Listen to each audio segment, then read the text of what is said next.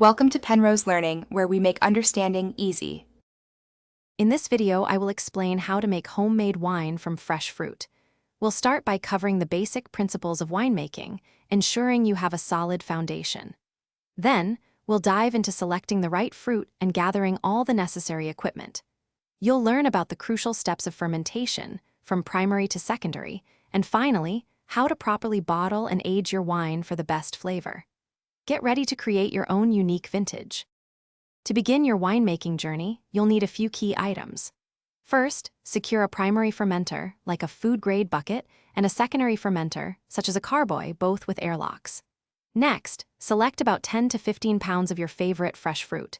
Don't forget wine yeast, sugar, and yeast nutrient. Remember, thorough sanitization of all your equipment is absolutely vital to prevent spoilage and ensure a successful batch of wine. Once your fruit is prepared, it's time for fermentation.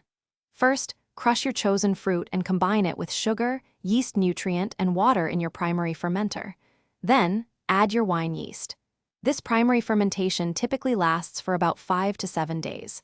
After this, carefully rack the wine into a secondary fermenter, leaving any sediment behind.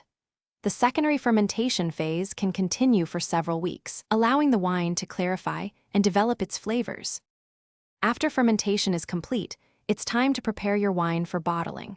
First, stabilize your wine to stop any further fermentation and help it clarify. Then, carefully siphon the clear wine into clean, sanitized bottles, ensuring you leave a small amount of headspace.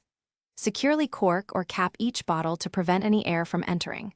While you can enjoy your wine immediately, aging it for at least 6 months or even longer will significantly enhance its flavor and complexity.